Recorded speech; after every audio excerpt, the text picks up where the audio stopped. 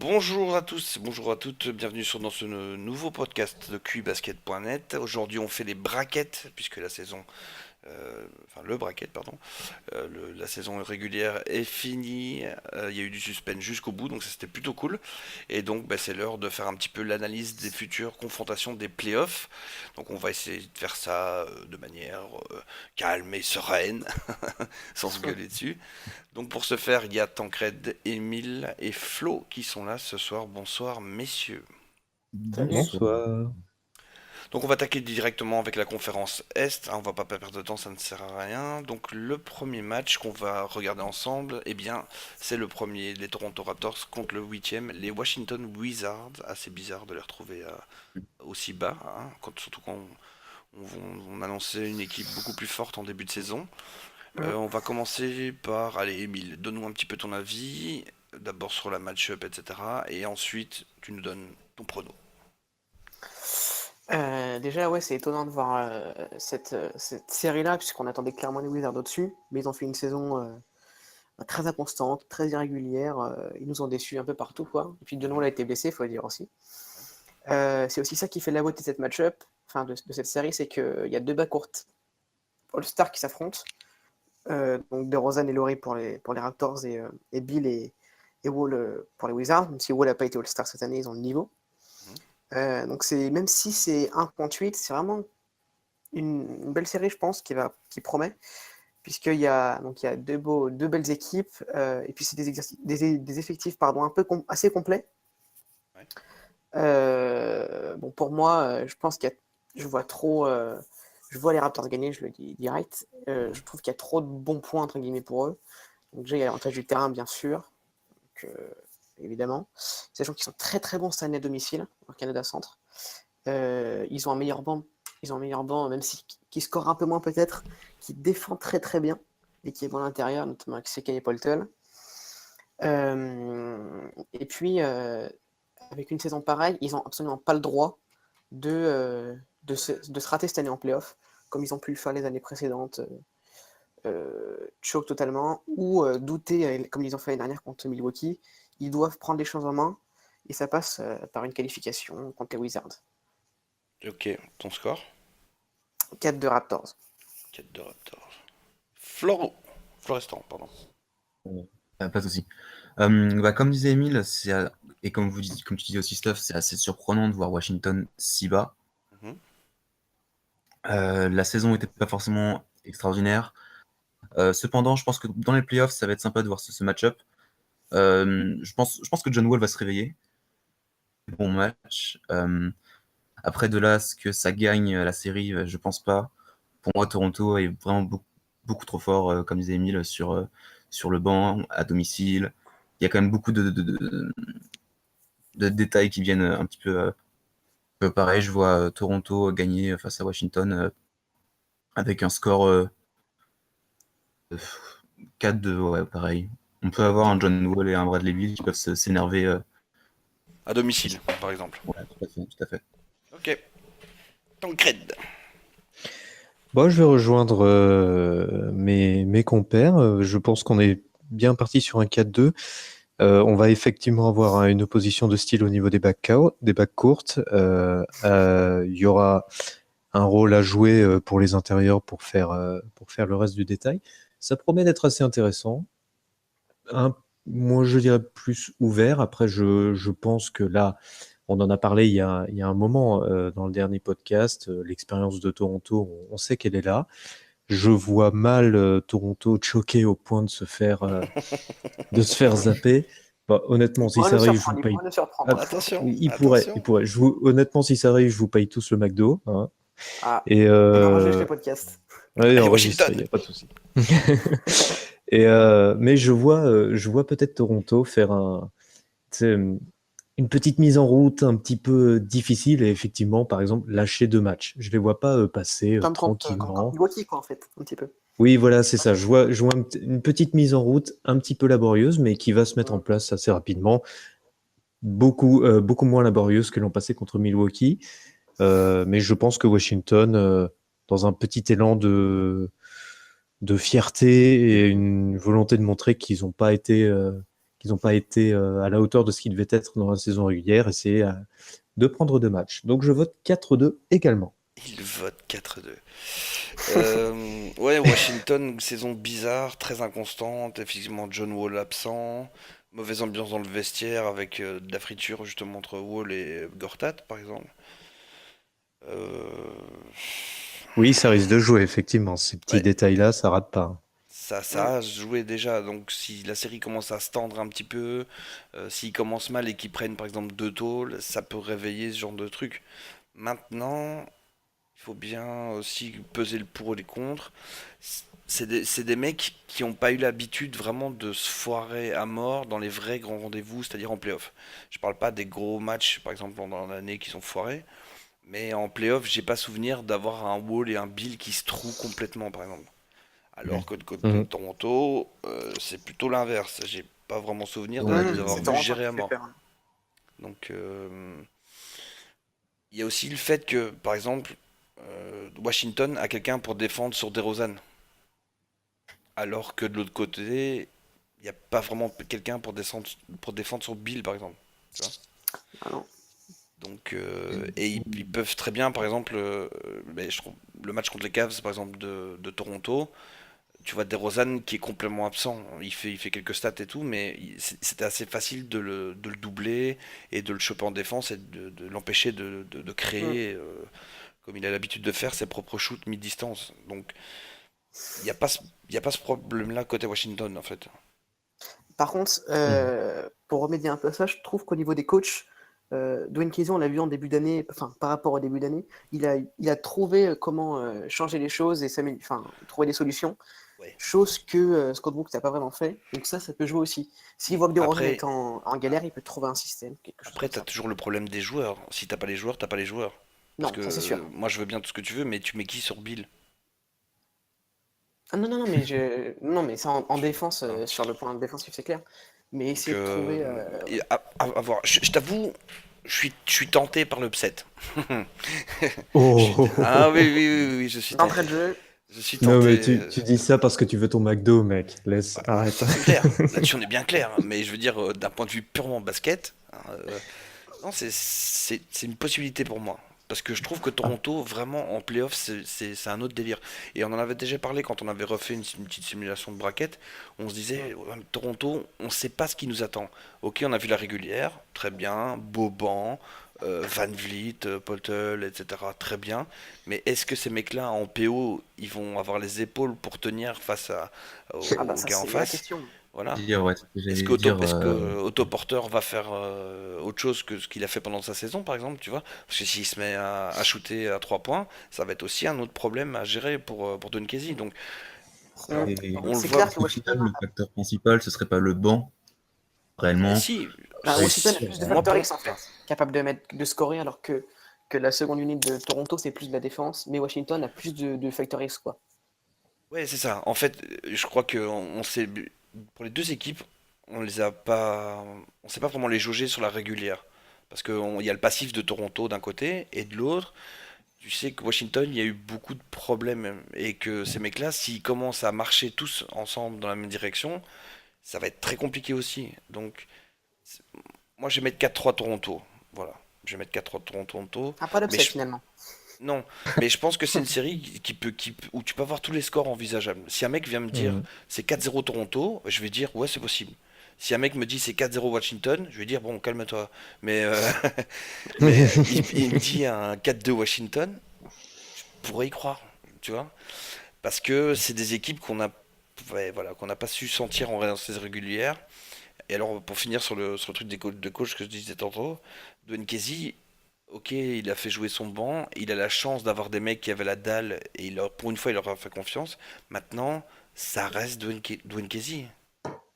En situation de stress, etc., est-ce qu'il va avoir ce petit esprit fin pour faire les bons ajustements, pour développer d'autres systèmes offensifs? Parce que moi, pour les avoir vus, encore une fois, ben, contre les Cavs, notamment lors de la remontada de 17 Ah points, ouais. les mecs en touchaient plus une. En attaque, il n'y avait plus rien. Plus de mouvement de balle, plus de système qui fonctionnait. Et ben, Dwayne Casey, il était là, il regardait les pions s'enfiler sur sa tête et il bougeait pas des masses. À voir. Donc, allez, Faut faire 4-3, attention à ce que 4-3 Dwayne Casey Toronto. retombe pas dans ses... Hmm, j'ai pas entendu. Faire attention à ce que Dwayne Casey ne retombe pas dans ses vieux démons et... Ben, c'est pareil. En fait, c'est pareil pour toute son équipe. Est-ce que Toronto va faire du Toronto ou est-ce qu'on va avoir quelque chose de vraiment différent? Mais c'est vrai. Ben, le premier match, il va être super intéressant à regarder parce qu'on va voir justement si ils se mettent en mode là, on a une super saison régulière, on continue notre travail, on fonce, on est la tête dans le guidon, on va jouer notre jeu, imposer notre rythme, pas se poser ces questions. Ou alors, et c'est pour ça que je dis 4-2 parce que je les vois bien. Voilà, un peu se prendre la tête, entre guillemets. C'est pas forcément la question de Washington, c'est plus la question de Toronto. Et par contre, quelque chose de très important, c'est que l'état d'esprit de Toronto dans cette série va clairement donner le là pour le reste des playoffs, autant pour Toronto que pour l'Est. Parce que vraiment, ce qui va être important à l'Est, on en parlera plus tard dans l'évolution du bracket, c'est la forme de Toronto. Est-ce qu'ils vont y aller ou est-ce qu'ils vont choquer? Ouais, mais ça, Et ça valable cette pour toutes première les équipes. série, Enfin, c'est vrai qu'eux, oui, ils mais sont spécialistes, mais oui, je vois ce que tu veux dire. pour Toronto en particulier, parce que bon, il y a un passif. Là, il y a un Je, petit passif quand je même. suis pas inquiet pour le premier match parce que t'es chez toi, t'es premier de conf, tu vois, t'es un peu boosté. Je pense que le premier match, ils peuvent le gagner sans trop de problème. C'est à partir du deuxième que je vais commencer à regarder comment ils gèrent. Le premier, je, je les vois pas se prendre une rouste, par exemple. Tu vois. Oh non, pas forcément. Non, non, bah Après, non. tu sais, Washington, si tout rentre dedans, Bill, c'est une cata, hein. Il- Et en plus, s'il se met à aller chercher des lancers comme DeRozan le fait, voilà, laisse tomber, hein. Enfin bref, on verra bien. Bradley Bill, si tu nous entends. Il y a un McDo qui nous attend, fais pas le con. Allez, on enchaîne avec Ok. Cleveland Cavaliers contre Indiana Pacers. On va commencer par Flo. Eh ben, j'ai très très très très très très hâte de voir cette série. Euh, on a vu quelques matchs lors de la saison. C'était très intéressant à regarder. L'équipe complète de Cleveland, c'est pas du tout la même chose. Et puis parlons-en, hein, LeBron en mode playoff, ça peut tout Qui? changer. LeBron? Un Je petit connais pas. gars là, un petit gars. José Calderon, Ouais, c'est ça que je voulais dire. Ah oui, oui, José oui. Calderon, Factor X. Ah, ça va chier avec Calderon, les gars. Vas-y, continue Flo, Très excuse-nous. On clairement, fait les très cons. très clairement. Du coup, franchement, on va avoir une très belle série. Mhm. Le problème, c'est que je sais pas si Indiana va réellement pouvoir se battre contre un LeBron qui va booster son équipe à 100%. Mhm. Les matchs vont être serrés, ça, y a pas de souci. Après, Indiana, un match, voire 4-1, deux s'ils arrivent, 4-1, voire deux 4-2. s'ils arrivent à bien. 4-1 ou 4-2, il faut te décider. Moi, 4-1, 4-2 Cleveland. Ouais. Allez, un des deux, tu dois dire choisir 4-1 ou 4-2. Non, on va dire 4-1, mais tous les matchs seront serrés, mais il y en a un, on va dire le Oladipo Game. C'est ça. Ouais, non. C'est juste que cette phrase, il y a un an, elle était tellement drôle. Oh, la Dipo Game. Oladipo Game, le famoso. Ah, El Famoso, bien sûr. Tancred. Oui, moi je vais pas dire autre chose que 4-1. Par contre, j'ai pas autant d'engouement que ça à regarder cette série. Je pense que on va avoir des matchs pas mal, mais qui vont vraiment pas donner l'impression qu'il y aura un autre résultat que Cleveland qui va prendre le dessus. Alors là, pareil, un peu comme Toronto, on va pouvoir un peu mesurer Cleveland parce qu'il y a l'inconnu de ce groupe largement remanié en milieu d'année, de voir comment il va se mettre dans les playoffs. Maintenant, bon, il y a le petit jeune, là, le gars, là, tu sais, qui a les chevilles de la taille de ton crâne, là. Le Mhm. 23, là, le petit 23. Bon, il m'a l'air dans une bonne bourre. Je crois qu'il va plus ou moins leur marcher dessus sans trop de soucis. Je ne vois pas Indiana démériter pour autant, mais bon, on va mettre fin à la série des 4-0 au premier tour pour LeBron. Et bon, ce sera juste pour, juste pour en lâcher un. À mon avis, c'est là. Je souhaite avoir tort, mais à mon avis, il n'y a pas grand-chose à voir au niveau suspense du résultat final. Donc j'appuie sur le bouton 4-1. D'accord, il appuie sur un bouton qui n'existe pas. Et Émile, qu'est-ce que tu nous dis? Euh, Déjà, je suis bien content que les Cavs jouent Indiana, parce que mine de rien, pour les Cavs, il y en a beaucoup qui pensent que, comment dire, avec ce nouvel effectif, ça peut être très compliqué les playoffs. Mais très clairement, je fais partie des gens qui ne regardent pas vraiment les résultats de saison régulière de Cleveland pour, pour se baser sur les résultats des playoffs, quoi. Parce que là, si on voit Pas faux. la série contre Indiana, Indiana gagne 3-1 en saison régulière, mais ça n'a aucune valeur. On peut regarder chaque année, c'est toujours la même chose, quoi. Cleveland, en playoff, bah, ça step up. LeBron, là, il est en 27-8-9. Et ben en playoff, il est passé en 35-10-10, hein, et puis c'est tout. Euh, Normal, donc, quoi. Non. il a, en plus, donc, il va évidemment rebooster tous ses coéquipiers. Donc Kevin Love qui revient comme il peut, il va s'améliorer, je suppose. Et puis il y a surtout avec la trade deadline des joueurs d'expérience qui ont été ramenés. Je pense à George Hill notamment, qui a quand même de l'expérience et qui n'est pas un mauvais joueur. Il y a comment dire, du banc qui a été ramené. Et le banc, c'est à peu près le seul argument qu'on peut accorder à Indiana. Parce qu'ils ont quand même une seconde unit avec Sabonis, Joseph et Lance Stephenson. Mhm. Donc c'est une très bonne seconde unit. Mais je pense pas que ça suffise pour battre les Cavs. Très clairement, je vais dire 4-1. Parce qu'il y aura certainement un Ladipo game. Un Ladipo game où il y aura Bogdan Bogdanovic à 20 points. Enfin, un truc voilà, sympa. Mais sinon, pas plus, quoi. LeBron va être, évidemment, il va dominer. Et puis derrière, ses coéquipiers, ils vont le survolter. Parce que sinon, dans les vestiaires, ils vont se faire engueuler. Donc, Cleveland, ça reste Cleveland en playoff. Au premier tour, je pense pas qu'il y aura de problème. Ok. Ouais, mais attendez, il y aura Lance Stevenson, hein, quand même. Déconnez pas, les gars. Ah, Le souffleur. Le souffleur. Ouais, Cleveland, Indiana. Alors, bah, j'ai écrit la preview tantôt pour Q-Basket. Donc, il faut savoir que, ok, 3-1 en saison régulière, mais c'était avant la trade deadline. Exactement, ça n'a aucune valeur. Les 4 matchs. Donc, ça et rien, c'est la même chose. Puisqu'il y a quand même la moitié de l'effectif qui a giclé. Alors, c'est vrai tu parlais du banc, il y a eu de l'expérience, mais il y a aussi de nouveaux, puisque tu as Clarkson et Nan Junior qui n'ont pas connu les playoffs, si je dis pas de conneries. Donc ils vont découvrir ça, donc à voir un petit peu, parce qu'ils vont avoir un rôle mine de rien assez prépondérant. Je pense que le Nen sera titulaire avec Kevin Love dans la raquette. Jeff Green, je Et pense plutôt, du coup. A priori. peut-être, mais je le vois bien sortir du banc, Jeff Green aussi, hein. Ah, ça peut être intéressant. Enfin, après, c'est Tyronn Lue qui décide, hein. Parce que en face, t'as Young et Turner. Il faut quand même que tu aies un peu de masse pour aller prendre des rebonds. Ouais, c'est Je clair. pense plutôt pour Nance Junior et faire rentrer un Jeff Green justement pour aller péter la gueule à la seconde unité de Indiana par exemple. Moi, ça m'irait bien, hein, personnellement, mais bon, après. Ouais, Ouais, c'est ça. T'as t'as ça qui va sortir du banc. Clarkson, normalement, c'est un peu le sixième homme avec Gérard. Donc à voir aussi. Gérard, il est dans une très bonne passe pour le moment. Il shoot plutôt bien. Donc s'il est dans une bonne dynamique, forcément, ben, ça aide toujours. George Hill, effectivement, qui va apporter son expérience, qui commence un petit peu à trouver ses marques, à trouver ses drives pour les finir, se montrer plus agressif, moins hésiter pour prendre ses shoots. Donc ça, c'est plutôt positif. Parce qu'en plus, il a pas un shoot dégueulasse, loin de là. Donc on va mettre 4-1. Mm. Je pourrais mettre 4-0. Sans trop de Il y a problème. l'avantage aussi d'avoir C'est George Hill, vrai? c'est Ouais. que, comme il l'a fait pour plusieurs matchs, tu peux l'utiliser en arrière, avec, je sais pas, par exemple, Clarkson à la main, ou des trucs comme ça, quoi. Mhm. Donc Et puis même ça peut être sympa aussi. Calderon pour diriger la seconde unité, par exemple, Ouais, c'est très bien Calderon, aussi. c'est pas mauvais, hein.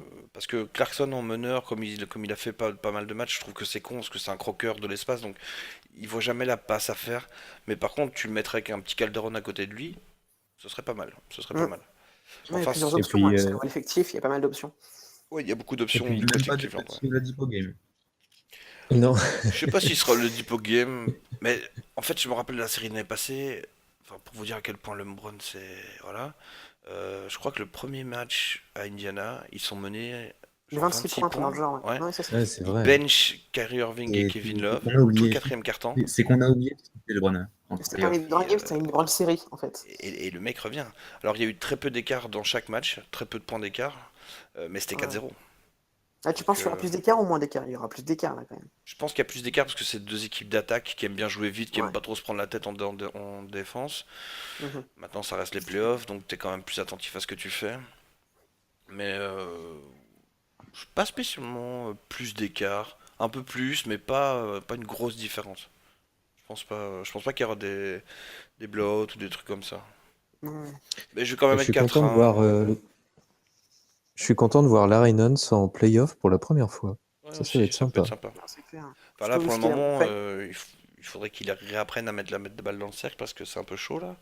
Même sur les alley-oops, il se loupe complètement, il arrête pas de taper l'arceau, il rend fou. C'est pas faux. Mais voilà, il suffit de une bonne première série pour te mettre dedans, et après, le mec, ça peut devenir un Factor X jusqu'en finale, donc Mm. à voir.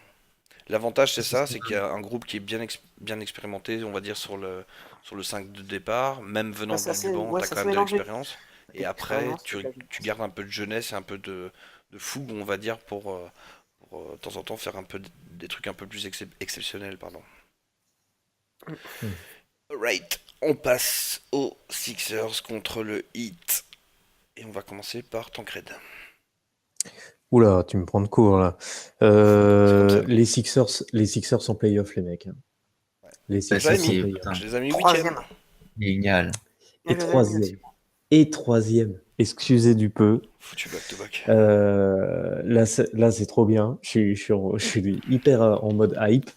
Bon, Fanboy. ouais, gros fanboy. Là, je vais mettre un petit. Alors, je suis au bord du 4-3. Maintenant, je vais mettre 4-2 pour les Sixers. D'accord. Miami, c'est pas des bras cassés.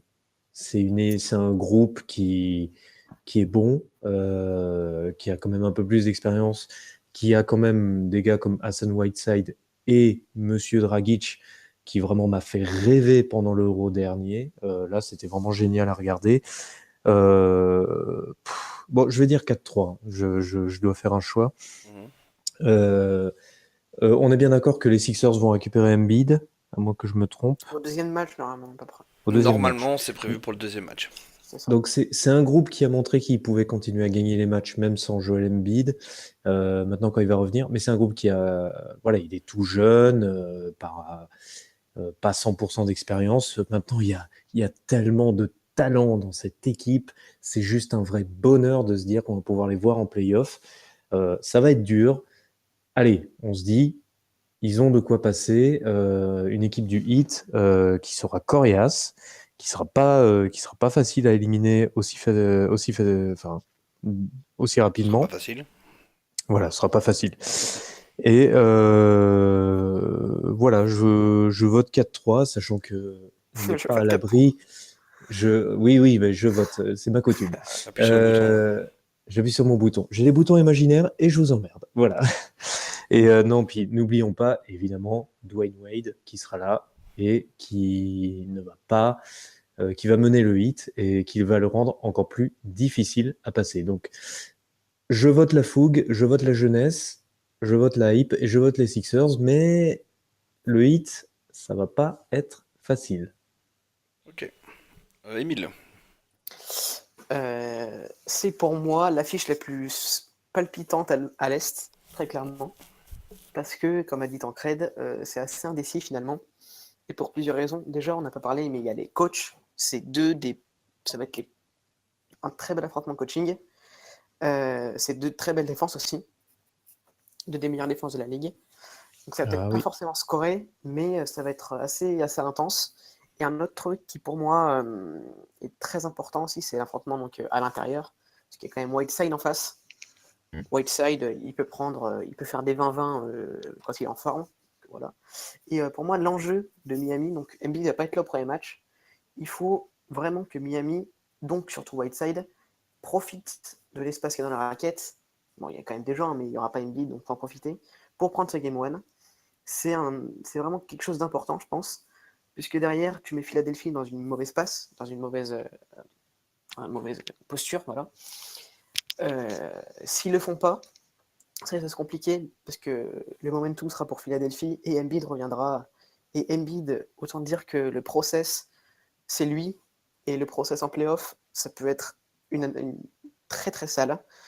Donc pour moi, ça va être une série serrée. L'enjeu, enfin vraiment, c'est très compliqué de pronostiquer. Je dirais 4-3 Sixers, mais vraiment à regarder le Game 1 sans Embiid.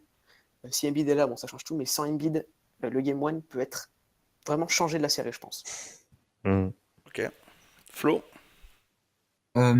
Pour moi, donc pareil, exactement pareil aussi, à l'Est, je pense que c'est vraiment le match-up qui va être le intéressant à regarder, Philly-Miami, parce que déjà, Philly en playoff, voilà, tout est dit.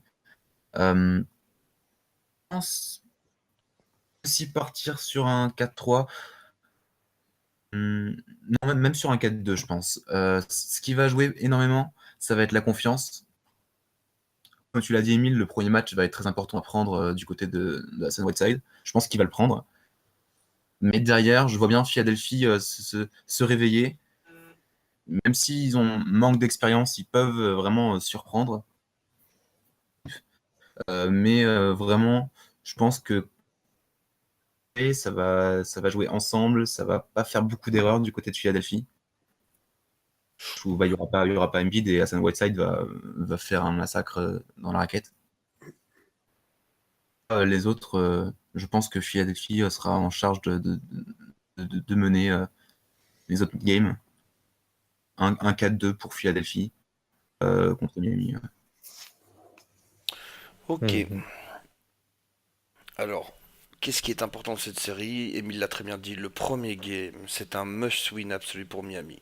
Ça, c'est sûr et certain. Profiter au max de l'absence d'Embiid pour choper du match.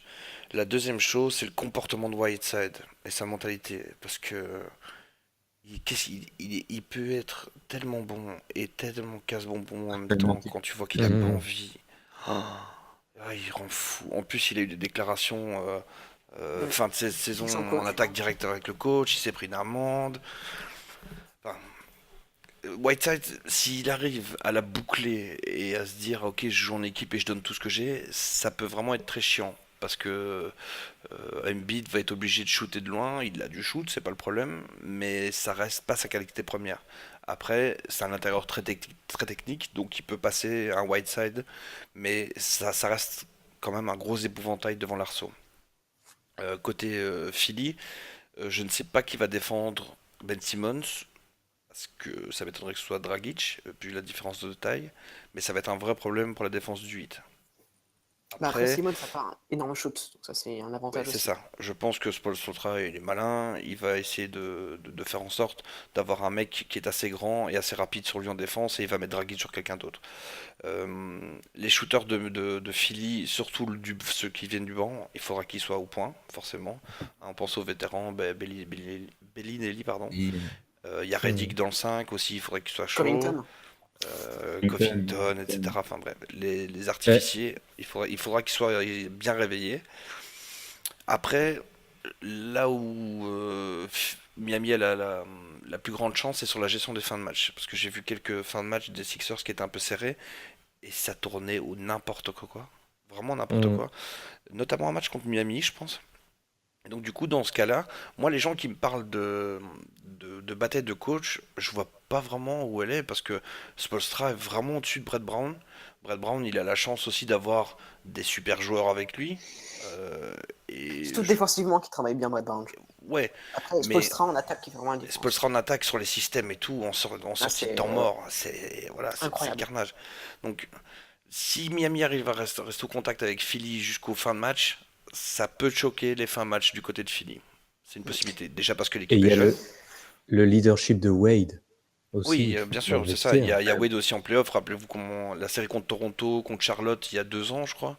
Euh, le mec, c'était comme il avait 20 ans. Donc, je sais qu'il va surpasser sur les playoffs, ça c'est obligé.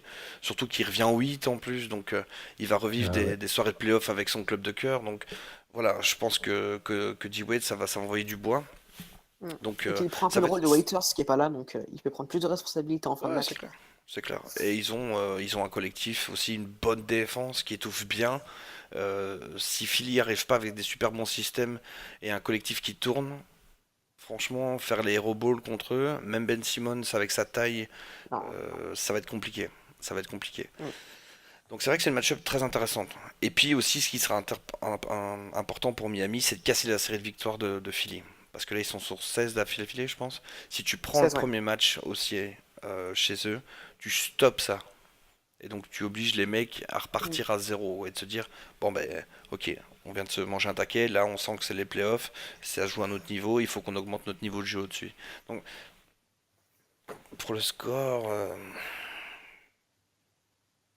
l'upset ne me dérange pas plus que ça, hein. Moi non plus. Ouais, Mais c'est ce que vraiment j'allais dire. l'expérience. En fait, voilà, C'est le c'est game un one qui vraiment process. va conditionner tout un petit peu, je trouve, Ouais, vraiment.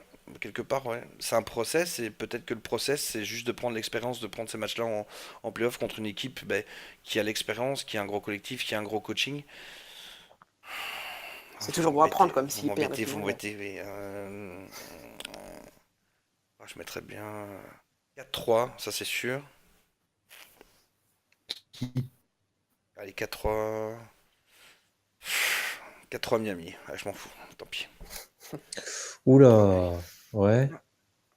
Non, c'est pas impossible du Ça tout, hein. dépend, ça dépend de beaucoup de choses. Ça dépend de Whiteside, je l'ai dit, enfin, tout ce que j'ai évoqué. Il faut que tout roule. Maintenant, je me dis que c'est les PO. Normalement, Whiteside, s'il a Ouais. 2 neurones, il y a moyen que ça tourne. Et Et- c'est une match-up, c'est la match-up de l'Est la pire pour lui, enfin pour Embiid, au final. Il n'y a que ouais. C'est lui clair. qui physiquement peut tenir un petit peu le gars, au moins au niveau de l'arceau. Après, Alors, pour apporter un peu de contradiction, moi je dirais que un upset, ça ne me surprendrait pas du tout. Par contre, un 4-3 Miami, d'expérience, je voterais pas pour un Game 7 gagné à l'extérieur en premier tour. Ça, c'est quand même très... C'est possible, hein, il n'y a rien d'impossible. mhm. Mais c'est intéressant. Du coup, ton pari, là, pour le coup, Ouais, je te c'est dis, assez intéressant. c'est basé sur des matchs que j'ai vus en saison régulière de Philly où les fins de match étaient serrées. Mhm. Et ça shootait n'importe comment, ça paniquait complet. Alors peut-être que Bellinelli, Reddy, qui a un peu plus d'expérience, apporteront des Matt Connell. solutions à ce niveau-là. Mais Ouais. je les ai vus, ouais, vraiment planter des fins de match avec de l'inexpérience, rien de plus. Vraiment de l'inexpérience. Mhm. Et encore, Après, je crois, et Miami. encore il n'y a pas très longtemps, juste avant la série de Win, il me semble qu'un des derniers matchs que j'avais regardé, c'était une fin de match un peu serrée, et il la viande complet, quoi. Donc, et je me demande si c'est pas contre Miami. Enfin bref, je mets 4-3 Miami, et c'est tant pis. Soyons fous. Soyons fous. Boston contre Milwaukee. On va commencer avec Emile. Moi, très clairement, donc, je vois un upset des Bucks. Alors, je pense que, Encore. je pense qu'en fait, Milwaukee, ils n'ont pas été bêtes. Ils ont compris que ils avaient tout intérêt à perdre hier contre Philadelphie pour tomber contre les Celtics. Et finalement, bah, c'est la meilleure série pour eux, je pense, parce que jouer Toronto aurait été un peu comme l'année dernière, possible, mais très compliqué. Euh, jouer, euh, jouer les Cavs, bon, on n'en parle pas. Et puis jouer Philly, pas facile du tout, comme pour le Heat. Alors que là, jouer Boston, qui est totalement décimé, bah, au final, ça, je pense que c'est une bonne chose. Puisque Mhm, Boston, là, l'objectif, bah, évidemment, ça défend très dur. Il y a Alford, tout ça qui reste là quand même. mhm. L'objectif, c'est de faire jouer Terry Rozier, Smart, Tatum, pas Smart, pardon, Brown et Tatum, pour qu'ils prennent de l'expérience, pour que l'année prochaine, quand Hayward et Irving reviennent, ça puisse y aller en playoff. Donc eux visent d'emmagasiner de l'expérience, si possible d'aller le plus loin possible, tandis que les Bucks, eux, ils veulent clairement gagner, quoi. Et le problème, même si Brown, tout ça, ils peuvent défendre, pardon, la question c'est comment ils vont défendre Giannis en fait. Ouais. Qui va défendre sur Giannis? Jalen Brown? Ça, c'est valable Bah, pour toute la ligue, hein, au cas où. non, mais voilà, c'est clair. Donc, même Boston va être dans le mal. Et puis derrière, même s'ils arrivent, enfin, s'ils monopolisent par exemple, je sais pas, Brown, derrière ça pose des problèmes pour Middleton, pour Bledsoe, qui mine de rien, ben, sur un ou deux matchs peuvent coller 30 points, peuvent coller 20 points, enfin, ils peuvent sortir de leur boîte, ça m'étonnerait pas. Sachant qu'en plus, le seul point faible, entre guillemets, des Bucks, je parle pas de leur défense, c'est le secteur intérieur qui est vraiment faible. Et pour le coup, ben, le pivot titulaire de Boston, c'est Aaron Baines, quoi. Donc, c'est pas ça qui va les aider. Même si hier, il a dû faire un 26-14, je crois. Ouais, il a Bon, fait un gros c'est match. très, très anecdotique. C'était le Euh, Magic en face aussi, hein. En fait, je trouve que Boston appuie pas assez sur les points faibles de Milwaukee. Et à l'inverse, Milwaukee, qui vont jouer à fond, à fond, à fond, appuie sur les points faibles de Boston. Et c'est pour ça que je pense qu'ils vont gagner. Et je vois même un 4-2. Je vois pas de Game 7. Parce qu'un Game 7, ils l'auraient perdu au Madison Square Garden, je pense. Donc 4-2 pour les Bucks. Ok. Puis, Ça, on va essayer. TD Flo? Garden, pardon, excuse-moi. pas de souci. Euh, Eh bien, moi aussi, je vois bien l'upset de Milwaukee. Le souci majeur, c'est que chez Boston, les gros joueurs sont pas là. Un pied dans la tombe, en tout cas niveau psychologique, je pense que ça va quand même bien jouer, énormément jouer. Le décès pour Tatum aussi, un peu aussi. L'objectif, il n'est pas de gagner.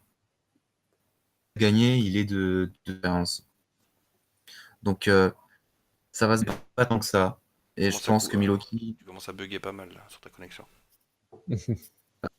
du coup, je dis ouais, bah, je pense que Boston, ça va se battre, mais pas tant que ça. Ça va s'en débarrasser assez facilement. Milwaukee 4-2. Giannis va faire le taf.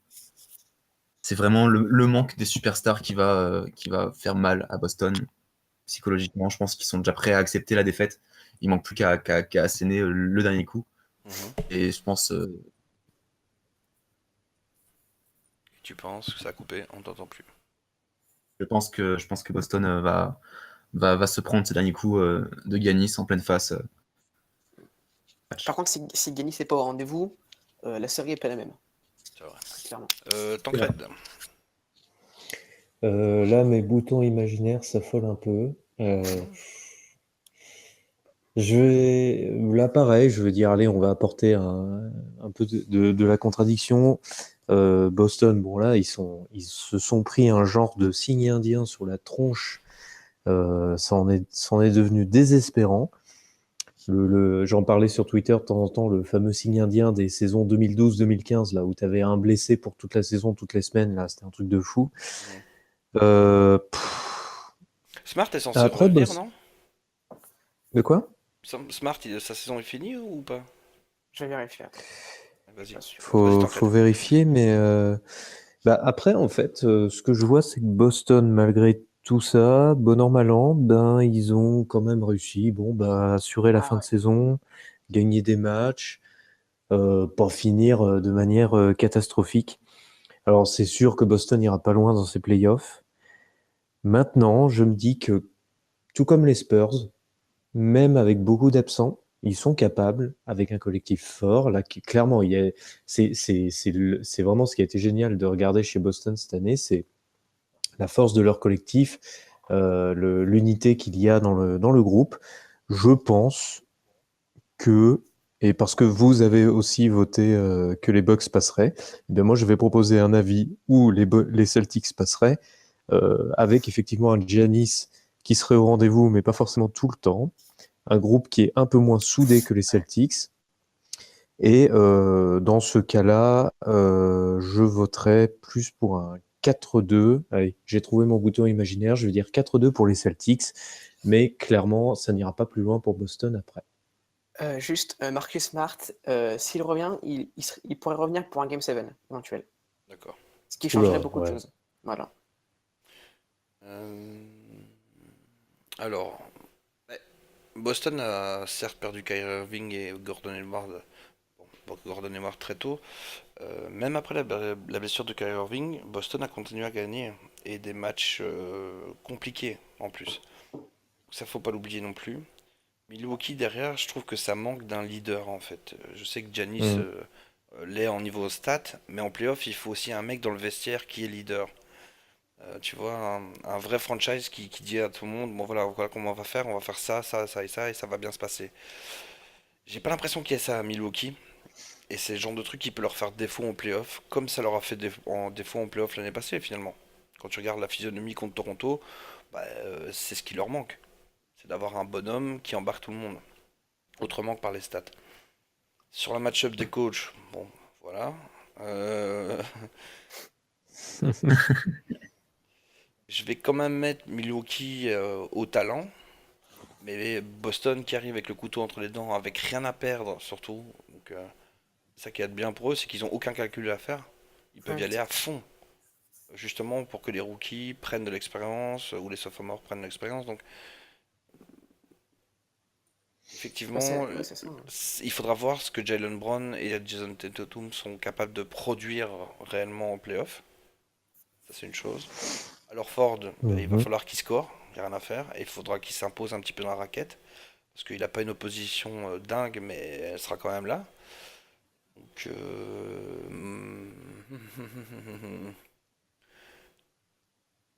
je vais mettre un 4-3 Milwaukee. Ouh. 4-3, donc même contre Marcus Smart, éventuellement, Ensuite, ça Mars. passe. Ouais. Et 2 Moi, Game 7 gagnés à l'extérieur au premier tour. Ouais. Ah, tu nous promets de beaux playoffs, toi. Mais le truc, Ça va être bon, ça. c'est que sur les deux où je l'ai misé, c'est des match-ups très particuliers pour plein de raisons. C'est vrai, c'est Donc, vrai. il y a beaucoup d'inconnus, il y a beaucoup de choses qui peuvent se passer ou pas se passer. Je pense que Giannis va. Il était quelquefois blessé pendant la saison, donc j'espère que ça ira pour lui et qu'il va pas se péter définitivement dans la série. Mais autre truc, s'il est là, si Bledsoe est là, si Middleton est là, si Parker est là, forcément, sur papier, tu mets 4-1, 4-0, un truc du genre. hum, Maintenant, Boston, Mm. encore une fois, gros collectif, ça a gagné des matchs. Euh, voilà. Je vais mettre 4-3 Milwaukee. autre chose qu'on n'a pas dit, c'est que avec le retour de tous les blessés à Milwaukee, il n'y a quasiment plus personne qui est blessé. Ouais, Peut-être Ton Maker, je crois, mais voilà. La seconde unit, ça va Mm. être Brogdon, Della Vedova. c'est ça. Ils peuvent mettre du Giannis, du Snell, du Parker. Après, Alors qu'en face, on va Delov- avoir Shane Larkin, Nader, Ojeleye, Yabusele. ouais. Non, enfin, ça peut être Della une Vedova, il ne seconde sert unit. pas vraiment sur cette série parce que c'est un pitbull que tu mets sur Après, un il va pas meneur scorer, ouais, adverse. là pour le coup, il va pas être hyper utile. Mais je vais dire que même la seconde unit, elle surclasse la seconde unit de Boston. Ouais. Et que finalement, si on prend point par point, bah, il n'y a pas C'est vraiment ça. de point négatif pour Eh, les dis, Ça. Milwaukee, dis, quoi. dis, ne sous-estime pas Shane Larkin, s'il te plaît, hein. Un mec qui Non est mais Tout à passé fait. par les Knicks et dont personne ne se souvient. il Je crois que ça repart de mérite ses d'être Knicks. mentionné. Allez papy, chute. Ah, il radote. Arrête avec tes Knicks. Tout le monde s'en fout des Knicks. Pardon, Ah, de mon temps, en c'est une blague. 1970, on était champion. Non mais tu vois, c'est ce que tu dis, c'est vrai. Ça peut être 4-0 pour les Bucks. Et de l'autre côté, ils ont Hum. été très inconstants aussi, un peu comme Mais Washington cette année au final. c'est exactement ça le On les piège, voyait c'est plus que haut. Donc, sur un gros collectif avec un bon coach en face, ouais, un petit 4-3. 4-3, c'est c'est faisable. c'est le piège, c'est que si eux se disent, bah, point par point, on est meilleur, faut juste qu'on joue Mm. notre jeu sans se prendre la tête, et bah, c'est là qu'ils peuvent se faire avoir, parce que derrière, tu as un gros coach qui peut dire à ce jeune, allez, carte blanche, vous défendez, mais en attaque, vous pouvez faire enfin, pas vous faire ce que vous voulez, mais vous pouvez y aller et vous donner à fond, et ben ils peuvent se faire piéger très largement. Donc, faut y Puis aller, jouer son jeu, mais rester sérieux, quoi. tu vois, il y a pour le coup l'avantage du terrain. C'est vrai que je donne 4-3 à l'extérieur, mais deux matchs au TD qui sont gagnés par Boston, c'est tout à fait faisable. Mm. À Milwaukee, c'est pas vraiment une forteresse reconnue, donc tu peux Oh, bon, envisager puis, Boston qui va gagner un match là-bas sans problème, par exemple. Mhm. Mais au final, au talent, au physique, etc., je pense que Milwaukee passe devant. Alright, on va changer de conférence un petit peu. Houston Rockets, Minnesota Timberwolves, les derniers qualifiés hier soir. On en profite pour saluer Jérémy et ses Denver qui sont partis à Cancun. Alors, Émile, dis-moi un peu ton avis sur cette match-up. Ben, pour moi, ça va être une des séries, c'est une série assez intéressante, mais qui va pas être très très serrée. Je dirais que je vois un 4-1 Rockets, mais il y a plusieurs aspects qui sont intéressants. Déjà, pour les Wolves, c'est un peu comme pour les Celtics, c'est une équipe jeune qui retrouve les playoffs 14 ans après sa dernière qualification, qui doit prendre de l'expérience. À part Butler, hein, il y a quasiment que de la jeunesse, donc Towns, Wiggins, tout ça. C'est bon à prendre pour eux, ces playoffs, pour revenir peut-être plus fort l'année prochaine. Et le point pour lequel les Rockets, en principe, doivent les écraser, c'est déjà, cette année, c'est la meilleure équipe, très clairement. Bon, c'est de la régulière, mais voilà. Ils ont déclaré qu'ils ne visaient rien d'autre que le titre. Donc pour eux, le premier tour, il y aura pas de quartier. C'est pas parce que c'est une petite équipe qui va en faire peut pas jouer. Ça va y aller à fond. Et dernière chose, étant donné qu'ils ont validé leur première place depuis un bon moment, ils ont pu faire reposer le tandem, enfin le trio, même les cadres, dont le trio Capella, Paul, Harden, qui a des très bonnes stats. Alors que pendant ce temps-là, les Wolves, au dernier soir, sont allés jouer encore 40 minutes par titulaire pour s'arracher contre Denver. Donc il y a la fraîcheur qui rentre en ligne de compte pour les Rockets. Déjà qu'ils les auraient battus, qu'ils les ont battus cette année en régulier, il y a eu 4-0. Déjà qu'ils les ont battus 4-0 sans être frais, là en étant frais, ça va être un potentiel carnage. Donc je mets 4-1, puisque je pense quand même que Butler peut mener son équipe, et c'est pas non plus une excellente défense, les Rockets. Aller sur un match, Butler et Towns, pourquoi pas Wiggins, peuvent faire quelque chose, mais sinon c'est Rockets, quoi. Tranquille. Ok, Flo. Moi, sur Rocket Minnesota, d'accord avec Emile. C'est dommage pour Minnesota, hein, ils ont dû se battre jusqu'au dernier soir pour avoir leur place. C'est cruel. C'est cruel, mais c'est pour tomber contre les Rockets. Et je sais pas si on a vraiment envie de tomber contre les Rockets. 4-1 également, je pense, pour les Rockets. D'avoir un match à Minnesota où ils vont vraiment l'arracher, avec notamment le public qui va les pousser à bout, donc Minnesota. Mais derrière, il va y avoir Chris Paul, il va y avoir Capella, il va y avoir beaucoup de monde. Gérer l'édifice. Je pense que ça va être très compliqué pour Minnesota de tenir. Un 4-1. 4-1. Ok, Tancred. Bah là, effectivement, j'ai pas grand-chose à ajouter de plus à ce que vous avez dit. Je suis tout à fait d'accord. On est dans le 4-1 et limite, on serait au bord d'un 4-0, mais effectivement, je pense que, bon, c'est peut-être pas objectif, mais Minnesota mérite quand même pour les progrès, qu'ils ont fait, pour cette équipe qui est jeune, qui est dynamique, qui me donne un peu, s'ils avaient été au complet, ils m'auraient donné le même ressenti que les Sixers. Mais c'est au niveau euh, comment dire, de l'envie de les revoir jouer en playoff. Bon, après, là, pareil, hein, les blessures sont passées par là. Donc, à voir pour les années prochaines. Donc, maintenant, Minnesota, c'est engranger de l'expérience, c'est retrouver les sensations des playoffs. C'est vrai que ça fera plaisir aux fans, je pense, de revoir les Wolves là. Maintenant, en face, c'est Houston. C'est une équipe qui est mûre. C'est une équipe qui est prête pour le titre. C'est une équipe qui est prête à défendre ses arguments. Et eux, effectivement, Minnesota, ils ne sont pas là pour s'attarder dessus. Ils vont utiliser tout leur potentiel, ils vont jouer leur jeu et ils ont le MVP dans leur équipe, James Harden, et ça va faire la différence. Même si, bon, personnellement, j'aurais voté Westbrook. Mais bon, ça, c'est un autre débat. Oula. Je pense qu'on est deux à avoir, Oula. on est deux à avoir voté LeBron. Harden n'est pas en majorité ici. Non, non, non, Harden ne le vole pas. Harden ne le vole absolument pas. C'est Ah non, juste carrément pas. le triple-double, c'est quand même assez énorme. Mais Harden sera le MVP et c'est lui qui va mener cette équipe. Et comme le point central de mon commentaire, c'est que Houston, ils sont mûrs. Là, ils sont prêts, ils sont là et ils veulent aller au bout. Et il y a quand même moyen qu'ils aillent jusqu'au bout. Ok, et combien t'as mis pour le score? Là, j'ai mis 4-1, j'ai mis comme vous. Eh bien, je vais vous suivre aussi avec un bon vieux 4-1. Je pense qu'il y a bien un match où ça va rentrer un petit peu moins bien pour Houston au niveau des tirs. Donc, c'est pas tellement que Minnesota va prendre un match. C'est surtout Houston qui va en paumer un parce que on a beau dire tout ce qu'on veut, ils sont quand même fort dépendants du tir extérieur malgré tout. Même s'il y a d'autres possibilités, d'autres armes. Il n'est pas impossible non plus que Thibodeau tente un petit ajustement qui passe sur Harden pendant un match. Voilà. Mais au talent, à tout ce que tu veux, je pense que ouais, Houston, ça va casser du loup. Et un petit 4-1 me semble pas trop mal. Il n'y a pas tellement à dire sur cette série en fait, hein. Juste, j'ai quand même envie de voir ce que Audrey Towns vraiment en playoff.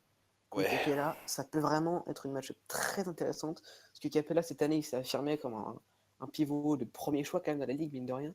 Mhm. Et Towns, je pense que ça peut être vraiment une match très intéressante. Je pense que ça va être l'ultime test pour Andrew Wiggins également. Ah Oui, ouais. c'est vrai. Mhm. De toute façon, lui, il s'en fout, c'est son Ça contrat, va être hein. vraiment. T'as intérêt à gérer tes playoffs, gamin. T'as intérêt à montrer que tu veux. Parce que sinon, t'es sur la mon coco. J'ai clair pour lui, je pense. Et Effectivement. juste, on sous-estime beaucoup la défense de Houston, qui s'est quand même pas mal améliorée cette année. Donc c'est aussi pour ça qu'ils vont sans doute les rouler dessus. Et un dernier point en faveur de Minnesota. Au dernier match là, contre Denver, on a vu Taj Gibson qui franchement a défendu comme un chien comme un mort de faim sur Jokic. Donc ça peut pourquoi pas être un point intéressant pour les Wolves dans cette série. Pourquoi Mhm. pas? Pourquoi pas? On va passer sur OKC contre Utah Jazz. On va demander à Tancred son avis. Oh putain. Désolé. Si tu veux, je peux Ah. commencer. Bah, cette série, elle va être cool quand même. Elle va être vraiment cool. Euh, là, un prono, c'est vachement dur. Déjà, je vais rester sur mes impressions. Ces playoffs sont cool parce qu'il y a vraiment des équipes qu'on a envie de voir en playoff, et il y a des joueurs qu'on a envie de voir en playoff. Je suis content de revoir Melo en playoff quand même. C'est un mec qui a rien à foutre en vacances au mois d'avril. Euh, je suis content de voir Rudy Gobert en playoff. Il n'est pas blessé, rassurez-moi. Non, non, Tout va tout va bien. bien. Non. Le truc, c'est qu'en fait, Utah, ils étaient troisième avant-hier. Et là, enfin, tout le rapport s'est inversé. Bon, allez, je mets OKC parce que Russell Westbrook est énorme, parce que Melo peut sortir des grands matchs, et parce que Paul George est Paul George, et que l'équipe de OKC a quand même de sacrés arguments. Enfin, c'est une équipe du Jazz qui a encore un petit peu de jeunesse en elle, qui a encore des choses à apprendre, euh, et qui a peut-être pas cet équivalent en termes de superstar, mais ça viendra, hein. Franchement, ça va venir très vite pour le Jazz. Alors le score, ouais, je vais mettre 4-2, même si j'aimerais OKC. mettre plus au Jazz. 4-2 pour OKC, hein, même si j'aimerais mettre beaucoup plus pour le Jazz, mais je vais mettre 4-2 pour OKC parce qu'il faut faire un choix. Mais alors là, c'est hyper chaud quand même. 4-2. Allez, c'est validé. Flo? Hmm. On a reperdu Je vois Flo. un match 7 pour cette série. Ah, carrément. Euh, Ça peut te choquer du côté d'OKC. Il peut vraiment y avoir des matchs où il n'y a pas de cohésion entre les joueurs. Le tout ou rien. Vraiment, cette série, ça va être la série où on peut très bien se tromper. Un match 7.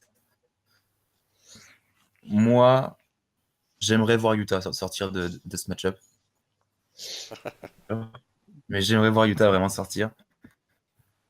Non pas parce que je déteste Russell Westbrook, mais en fait, si, parce que je déteste Russell Westbrook, mais c'est un autre débat.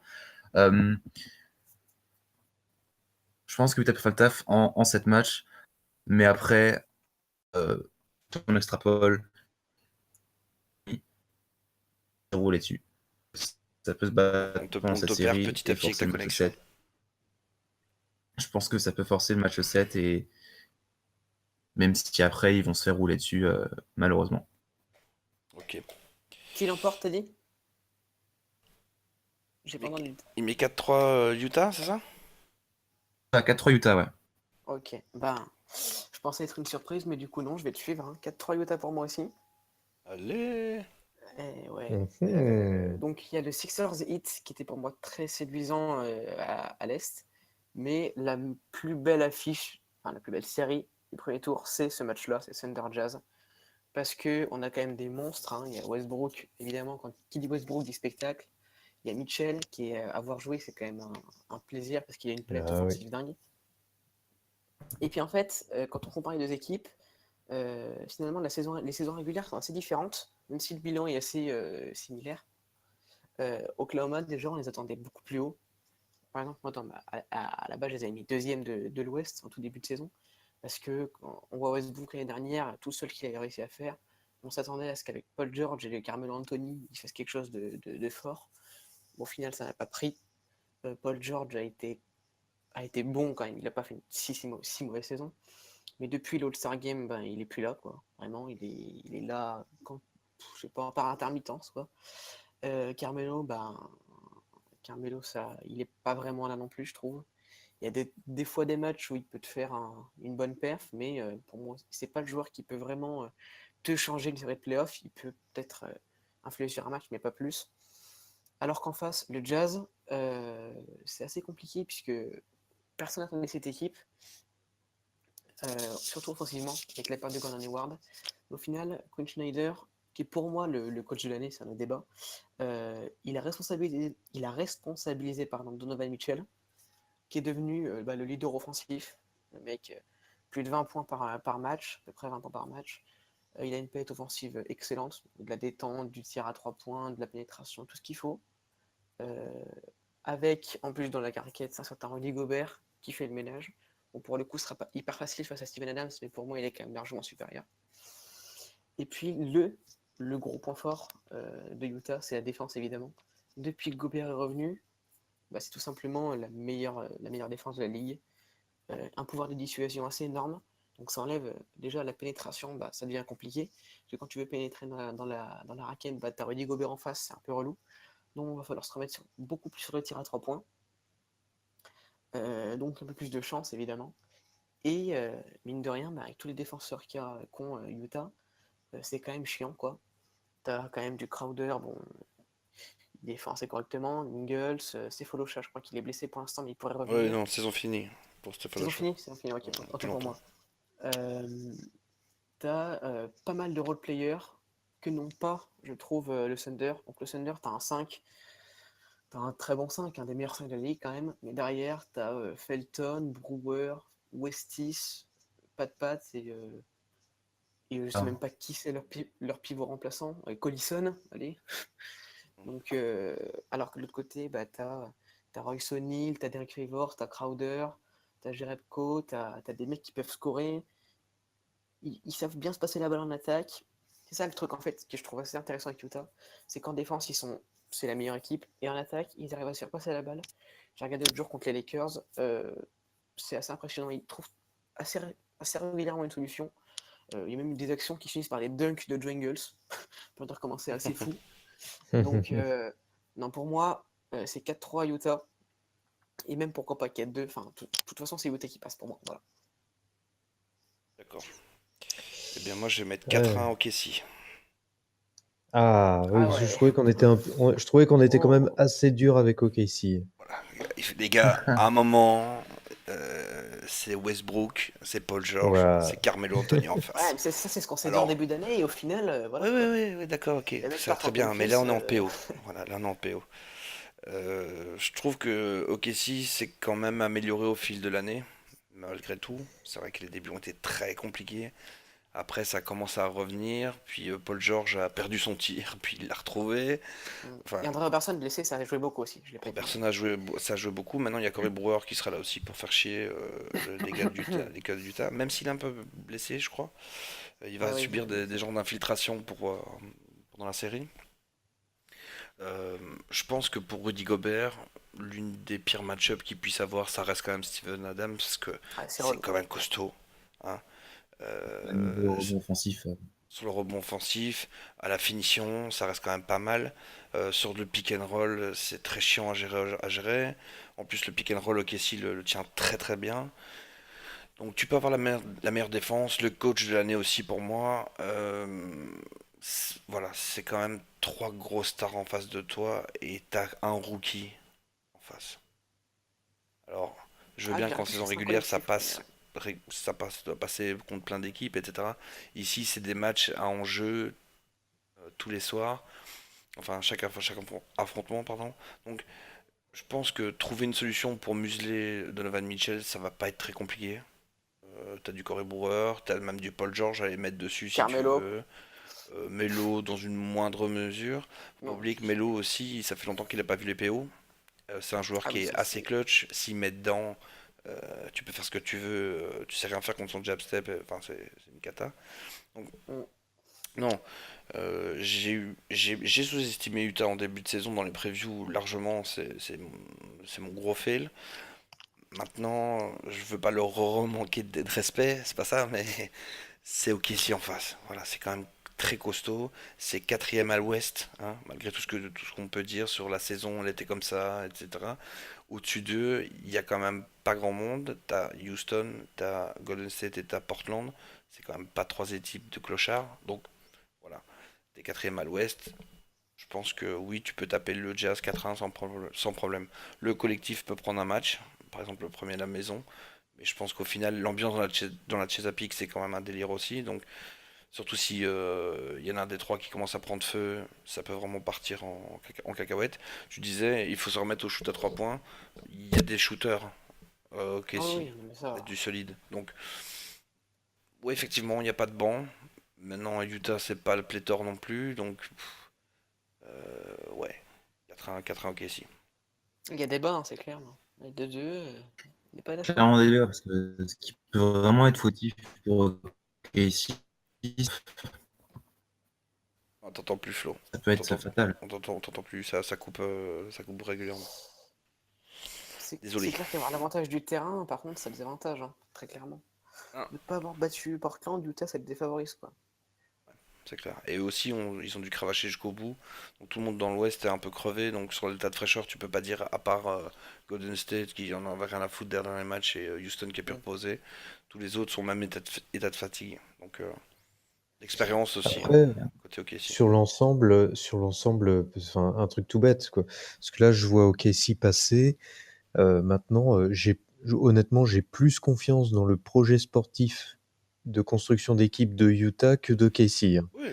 Je crois qu'à l'avenir, Utah s'est amené à être une très bonne équipe. Ils ont Mm. super bien géré le départ d'Hayward. Ouais. Franchement, c'est très prometteur. Alors qu'OKC, ça passe ou ça casse, quoi. Par contre, C'est... OKC, s'il passe pas, Paul Ah là, George, il faut c'est. faire une Ah, là, c'est rotation. Ça va foutu, être là. un autre Oh là délire. là là là Et là c'est là. pour ça aussi que finalement, je pense que ça va être une série serrée, parce qu'il vraiment quoi, enfin, personne n'a envie de perdre Paul George là-bas. Donc, s'il perd le premier tour, Paul George, il s'en va et puis c'est tout quoi. Ah, ils vont arriver là-bas avec le couteau entre les dents si c'est ok si Westbrook, Mm. une fois qu'il est dans son délire, les autres ça suit, hein. Après, pour le coup, il aura un peu plus de mal, je pense, quand même, Westbrook, genre prendre des rebonds, tout ça, faire des passes, ça va être un peu plus compliqué que contre d'autres équipes. Ça dépend. Mais Westbrook, les rebonds qu'il prend, c'est des tirs à 3 points avec des rebonds longs, hein, des trucs non contestés, mm, hein. C'est pas mais il va en tellement prendre la là. bagarre qui va les prendre, hein. Il va avoir, je pense, plus de mal, même si il est quand même très très fort. Il aura plus de mal, je pense, sur cette série-là. Mais après, on peut retourner les choses comme on veut. Il y a des points pour, contre. C'est très très compliqué pour pronostiquer cette série. Ouais, clairement. Mhm. Portland contre New Orleans. On va demander à Florestan si sa connexion veut bien. Si ma connexion le veut bien, bon, le major de Nola, on le connaît, Hmm. Marcus Cousins. Et Fils, j'aime beaucoup ce qu'il procure pour cette année. Damien Lillard va chauffer, je pense. CJ McCollum aussi. Ça va être des matchs, notamment avec l'apport de Mirotic, de Holiday, par rapport à Anthony Davis. Mais je pense que ça va se finir sur 4-2 Blazers. Pas comme série, mais pas trop d'espoir pour Nola. L'année prochaine, si tout le monde est là, ça peut faire très très mal. Mais cette année, c'est encore short. Ok. En 4-2 Portland. 4-2 Blazers. De Blazers. Tancred. Pareil, là, ça m'emmerde. Là aussi, pareil, Mais mec, les, ça les, l'arrange les pas. Regarde pas les blessures. playoffs alors. Mais C'est non, mais toujours les c'est. Blazers. Non, non, non, non, c'est pas ça. Ce qui m'emmerde, c'est quel dommage que Nolan ne soit pas au complet avec Ah, DeMarcus Cousins. Ça avec Serge m'emmerde parce ça que manque beaucoup. quelle belle série ça aurait pu être si Nolan avait pu être au complet. Je pense qu'effectivement, les Blazers, ben justement, parce qu'ils sont plus au complet, parce qu'ils sont. Énorme surprise de les voir à cette place-là. Ça faisait longtemps qu'on attendait ça. Voilà, j'ai pas trop envie de m'attarder sur les détails. Je pense tout bêtement que le fait qu'il manque un joueur de poids dans l'équipe de New Orleans finira par, euh, euh, comment dire, fera que l'équipe va atteindre certaines limites au bout d'un moment et que Portland, emmené par son excellente saison, va passer ce premier tour, ce qui n'est pas la première fois d'ailleurs. Mais ils étaient jamais allés aussi haut. Donc voilà, 4-2 pour Portland et comme je le dis, quel dommage que Cousins soit pas là parce que là, ça aurait pu être une super série. heureusement, Anthony Davis garde la forme psychologiquement, mentalement pour Ah, bien sûr. Ah l'année oui. supplémentaire. Ok, alors on va écouter Émile. Je vais pas répéter ce qu'on a dit, hein. C'est pareil, j'ai beaucoup de regrets de pas avoir Demarcus Cousins jouer ses premiers playoffs.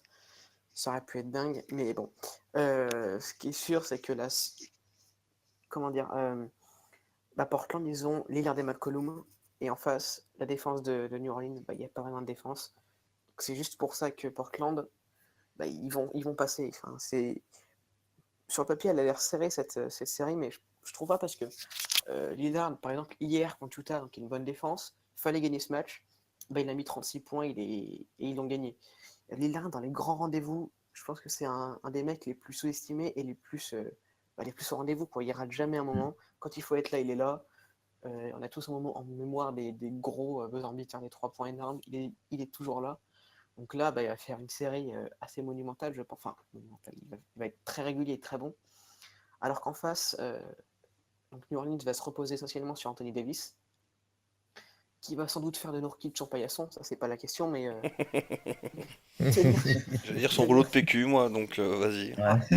ça marche aussi, mais tenir cette match, j'y crois pas. Euh, Après l'All-Star Game ou avant l'All-Star Game, je ne me rappelle plus, pendant la période de l'All-Star Game, il a fait une période en 35, 15, 40-10 qui était absolument incroyable. Il a tenu longtemps, mais là je pense, j'ai du mal à croire qu'il le refasse. Enfin, je veux dire, ça paraît très compliqué. Surtout qu'en face, avec lui, je vais dire, il n'y a pas tant de joueurs que ça. Et donc, il y a Jrue Holiday, qui est la deuxième menace, on va dire, et qui, bon, fait une saison correcte sans plus, sachant que le backcourt de Portland défend à peu près, hein, ça peut aller. C'est pas le pire pour ça. Ça va pas être très simple. Et puis derrière, t'as qui? T'as Moore, Mirotic pour scorer. Euh, c'est à peu près ça, quoi. Et défendu par Aminou, c'est pas le top non plus. Donc, Mhm. c'est toujours la même chose. Je pense que Nola va gagner 2 matchs, mais sur une série, à la limite, si ça avait été en déchirant en 5 matchs, comme à l'ancienne, pourquoi pas. Et sur 7, c'est pour Portland 4-2. Voilà. Alors, pour le retour d'Anthony Davis en playoff, je mets 4-2 Pélicans. Ouh. Oh, Ça, oh. c'est osé, Ah, ça veut ça. dire qu'il faut les Ah, regarder, les mais matchs, moi là. aujourd'hui, Comment, je suis comment venu me avec mes bourses. décrédibiliser en une demi-seconde? Moi, je suis venu avec mes bourses aujourd'hui. Non, Il va nous dire euh, 4-0 Spurs après, pas bégayer. non, non, je ferai pas ce plaisir à Val. Euh, non, déjà, je pense que dans les joueurs qui sont capables de mettre 50 pions sans trop de problèmes, Anthony Davis fait Mhm. partie de ces joueurs-là. Bien sûr, il y a Damien Lillard en face, mais Voilà. je pense qu'Anthony Davis peut le faire. Il revient en playoff, il a son pote DeMarcus Cousins qui va regarder les matchs, qu'il faut faire re-signer derrière aussi, donc il faut montrer un petit peu de temps en eux. Je pense que Portland pour eux, c'est presque la match-up idéale, parce que la défense de Portland contre une machine comme Anthony Davis, je pense que ça reste des enfants, tout simplement. Il n'y a, y a pas de quoi l'arrêter ou le freiner. Et derrière, je roule l'idée, moi je trouve qu'il fait plutôt une bonne saison. Ouais, il fait une saison correcte, hein. Moore fait aussi une bonne saison par rapport à à ses capacités. Mirotic, ça va être intéressant parce que s'il commence à mettre à 3 points, ça peut piquer. Donc ça peut être pas mal. C'est un peu court sur le banc au niveau des Pélicans, mais sur le 5 de départ, on les a vus quand même faire des séries de matchs, notamment les 5 matchs en 6 jours là. Tous les soirs, tu pensais qu'ils allaient crever. Tous les soirs, tu dis ok, aujourd'hui c'est plus possible. Et en fait, les mecs s'en sortaient à la volonté. Et ouais, je pense qu'ils sont capables. De l'autre côté, évidemment, Lillard, je vais pas vous réexpliquer qui c'est. Par contre, j'ai pas aimé la saison de McCollum. Je l'ai trouvé vraiment irrégulier. Et s'il se manque un peu dans une série Mm. ou qu'il est un petit peu tenu de près, c'est le genre de truc qui peut te choquer. Surtout sur Lillard, il a fait une saison très très compliquée, hein. Et des fois, il allait mettre 40 points sur Lillard, et des fois, il faisait Il un 3 sur n'y a pas de 15. Enfin, secret. Si les deux combinés mettent pas 70 pions, tu gagnes pas. Super important, c'est le fabrique de cette série, McCollum, hein. Parce que Damien Lillard, on n'a aucun doute sur sa faculté Moi, c'est à McCollum. chauffer. mm. C'est McCollum qui fera tout. C'est très irrégulier Honnêtement, comme il s'est trouvé pas mal cette saison. Donc, Lillard, il avait déclaré de toute façon qu'il en avait marre de perdre. Donc, si McCollum n'est pas au il y a ça rendez-vous et aussi. qu'ils sont Il y a ça éliminés, aussi. Le je mec pense est que allé voir son McCollum jarte, proprio quand quoi. même pendant la saison. C'est clair. McCollum, s'il n'est pas au rendez-vous et qu'il perd, Lillard, il demande le départ de McCollum et puis c'est tout, c'est réglé. Ouais, oui, il demande son départ à lui. Ah, je pense pas. Je sais pas. Enfin, bref, en tout cas, il y en a un des deux qui part, quoi, on va dire. Ouais, Pour ça me simplifier. paraît clair aussi. Donc, Lillard, il va mettre la pression, enfin, pas mettre la pression sur McCollum, mais il va lui dire faut y aller, quoi. Là, c'est pas une Et, grosse défense, il faut y aller, quoi. pour le coup, à part ces deux-là, il n'y a pas vraiment de gros scoreurs à côté d'eux. Donc pour une défense, on va dire, très ciblée, ok, ton Lillard, il peut peut-être t'en mettre 50 dans la gueule, mais les autres, ils se défendent. De l'autre côté, t'as quand même Davis à qui tu laisses mettre 50 si tu prends la même équation. De l'autre côté, t'as du Mirotic, t'as du Holiday, t'as du Moore, ça peut scorer tout ça. Et alors aussi, n'oubliez pas, et souvenez-vous l'année passée, Rajon Rondo en playoff, hein. Ouais, L'année passée, contre Chicago, quand il était à Chicago, justement contre Boston, c'est quand il se blesse que la série se retourne. Et puis, il a même pas fait Donc, une si mauvaise saison que ça, hein. non, non, non, non. À la passe, il est À la plus que passe, il a correct. fait une bonne saison, il a l'air bien dedans, il a pas l'air d'être trop tête de con cette année. Ouais, moi je vous le dis, 4 de Pels. Bah, c'est les rotations, c'est qui en faire des choses parce que si tu fais les rotations pour mettre Rondo sur Lillard, ça va être plus chiant pour les Blazers. Mhm, Ouais, enfin, je pense que ça va être les rotations qui vont pas mal jouer pour le coup. mhm. T'as ça et McCollum, vraiment. Voilà, c'est ça. Ok, tout le monde a donné son avis, on va passer sur le dernier match où on va donner notre prono pour ce podcast, à savoir le Golden State Warriors contre les San Antonio Spurs. Alors on va commencer que Tancred. ouhou.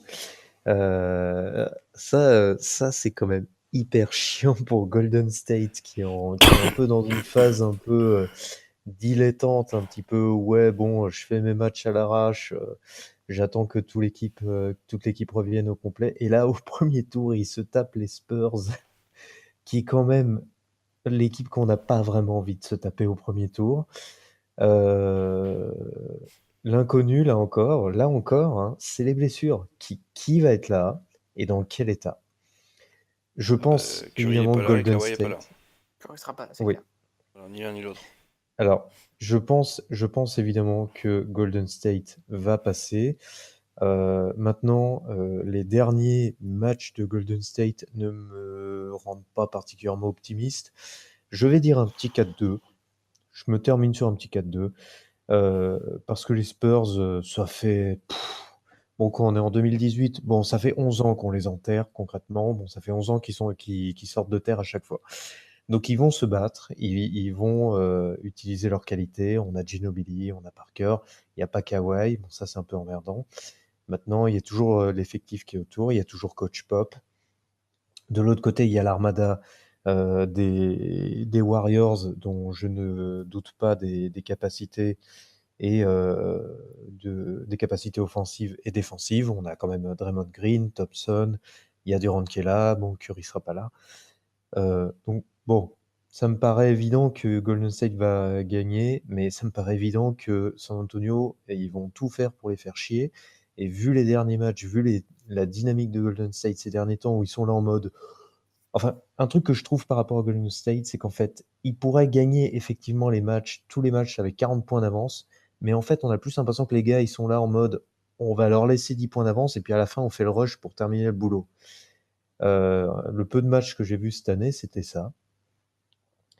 Et bon, bah, ils vont mettre un peu de temps avant de se mettre en mode playoff en disant ah oui, les gars, en fait, il va peut-être falloir qu'on assure le coup.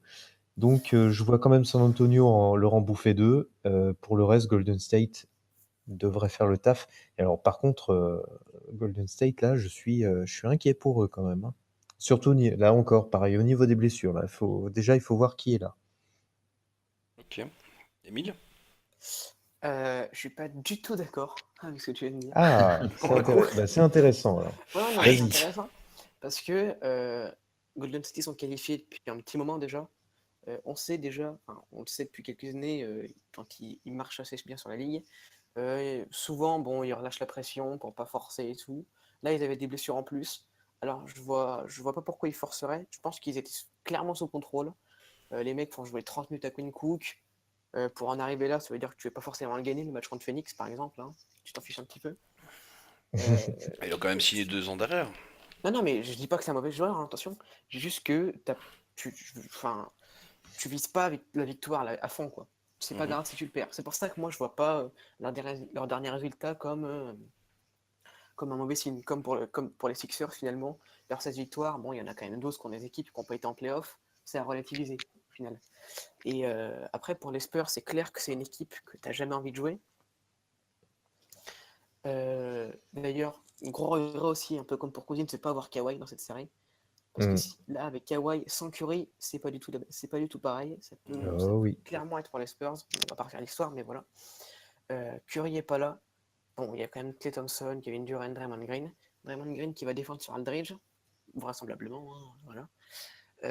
Aldridge, c'est la locomotive d'attaque des Spurs. Parce que derrière, si on regarde vraiment qui score chez les Spurs, on peut avoir du Rudiger dans un bon soir qui peut scorer un paquet. Patty Mills, Green, voilà, on a fait le tour, quoi. Il n'y a pas beaucoup de scoreurs là-bas, surtout la défense. Donc, c'est pour ça que je les vois. Franchement, à la base, je leur avais mis 2 matchs, mais plus je réfléchis, et moins je me dis qu'ils vont gagner de match parce qu'au final, les Warriors, on les attend au tournant cette année. Le back-to-back, faut pas Mhm. le foirer cette année. Même s'il n'y a pas Curry pour le premier tour, les mecs ont quand même Thompson, Durant, Iguodala, Green. Enfin bref, ils ont quand même une des meilleures équipes de la ligue. Faut pas rigoler. Donc, j'hésite entre 4-2 et 4-1. T'es pas si loin de moi au final, quand Non, même. mais sur le résultat, on est d'accord. Mais Ouais, c'est mais surtout sur le sur mes fond, visions par rapport aux Warriors et aux d'accord. Spurs. L'explication. Mais ça, c'est intéressant du coup, parce que c'est pas tant le résultat, c'est plus, ça va se voir justement sur le jeu en lui-même. Donc là, c'est Donc, intéressant de voir nos oppositions. après, évidemment, bon, il y a les oppositions de coach qui sont intéressantes aussi. Coach Pop, pour la défense, il va être extrêmement relou. C'est surtout ça, quoi, parce qu'il y a forcément un match où Durant, il va avoir un pourcentage flingué, parce que la défense va être très très rude, mais ça va pas durer sur 7 matchs, quoi, donc ça va être compliqué. Aldridge, il va faire des gros matchs, c'est sûr, mais il va peut-être en faire 3, allez, peut-être 4, 5, je sais pas, mais ça va être compliqué de tenir. Je dirais quand même 4-2 pour les Warriors. Hmm. Parce qu'au final, c'est un tout, c'est un collectif, on sait jamais, quoi. Dejounte Murray, il n'y a pas vraiment. Il y a que Quinn Cook en face de lui. Il peut faire des trucs sympas, il peut être bon. Mais voilà, il y a beaucoup de potentiel, mais au final, faudra voir, quoi. Mais ça peut être un 4-0 comme un 4-2, quoi. Je tiens à dire, juste petite parenthèse, si les Warriors sont champions cette année, Steve Kerr, il aura sa 8e bague. Ok. 8 bagues. Ah ouais, c'est pas faux. Mais il sera pas champion, hein, faut le dire. Faut le dire. Ah, ça, c'est pas gagné. C'est pas gagné. Ok, Flo, à Vous, toi. vous l'aurez entendu ici en premier. Kawhi, aïe, bon sang. Dommage de voir ces Spurs là qui tombent contre Golden State. Ah, comme vous dites, comme vous avez dit, ils sont pas dans ils sont pas dans une phase extraordinaire Golden State. Contre eux sur les quelques La coupe. Golden State peut se faire quelques frayeurs par rapport au dernier match qu'ils nous ont procuré. Les Spurs peuvent forcer peut-être deux si Aldridge, Rudiger euh, force, mais ça reste Golden State, ça reste Kevin Durant. Je vais pas vous faire tous les noms, je vais pas vous faire un. Oui, ça gagne. Ouais, c'est certain. C'est dit. Curry, c'est mes 4-2, 4 de Golden State. même s'il n'y a pas C'est Stephen ça qui est Curry. dur, c'est qu'on se dit que pour que les Spurs gagnent, il faut qu'Eldridge soit bon, il faut que Gay soit bon, il faut que la défense soit au rendez-vous. C'est ça qui fait la différence contre les Warriors. Alors que si on regarde par exemple C'est Spurs pareil pour eux. Rockets, C'est pareil pour oui, Golden State.